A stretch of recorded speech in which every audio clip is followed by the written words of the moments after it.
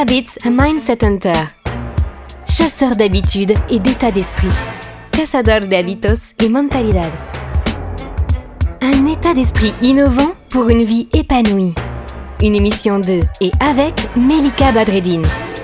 C'est super de vous retrouver. Aujourd'hui, on va parler d'habitudes et de mindset.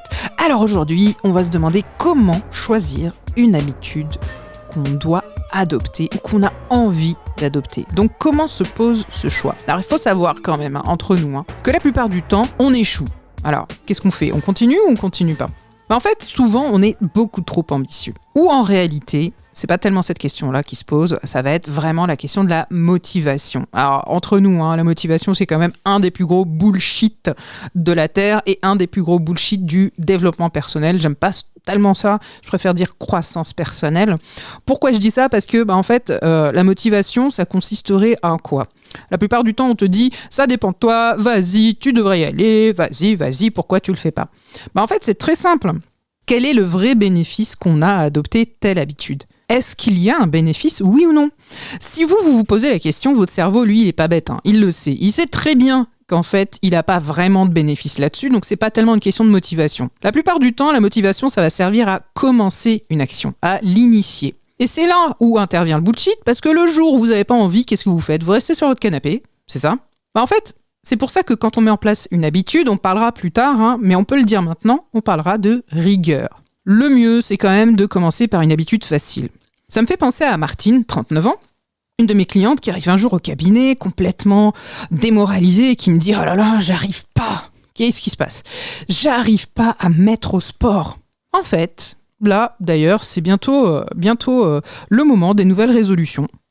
Imaginons qu'on est au réveillon et qu'en fait on décide d'arrêter de fumer, de se mettre au sport. Yes, je vais y arriver, c'est facile.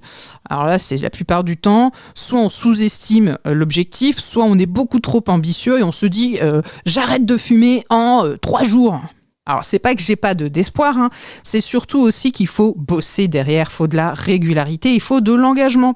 Et pour de l'engagement, effectivement, il faut faire le tour de ce que c'est que le bénéfice. Se poser réellement la question, est-ce que c'est écologique pour moi aujourd'hui d'arrêter de fumer ? Peut-être pas.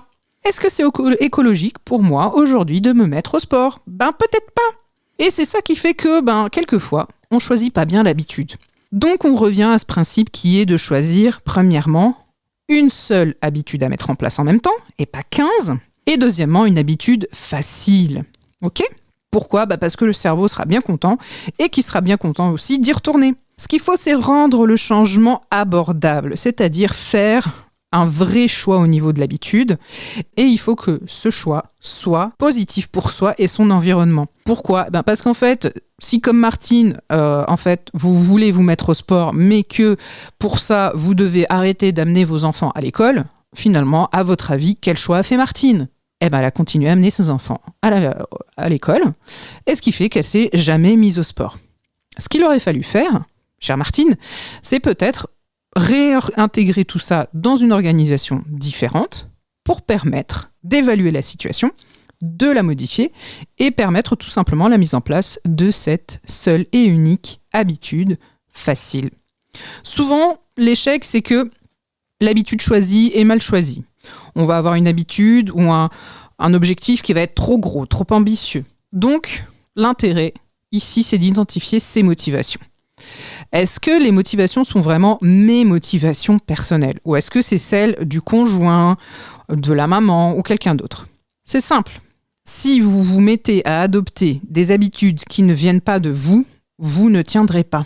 Et là, vous allez avoir votre ami, le manager critique, qui est à l'intérieur de votre cerveau, qui est responsable de tout votre stock de bullshit, qui va venir vous dire « Tu l'as pas fait, t'as pas tenu, t'es pas capable, t'es trop grand, t'es trop petit, etc. etc. » Et finalement, ça sera un échec pour vous. Bien sûr, l'échec n'existe pas, il n'y a que du feedback, on est bien d'accord.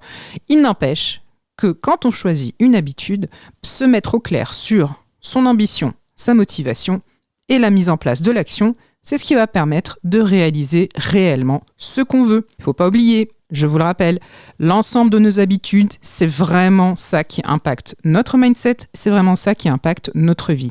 Rappelez-vous, un état d'esprit innovant pour une vie épanouie, c'est vraiment ça qui nous permet d'atteindre la vie de rêve ou d'atteindre tout simplement un mieux-être. À bientôt pour de nouvelles aventures. Cette émission est maintenant terminée et comme dit Melika, fuck bullshit, love. Retrouvez l'ensemble des podcasts de Melika sur toutes les bonnes plateformes de streaming. Infos, actu, formation, coaching, ouvrages sur melikabadreddine.com.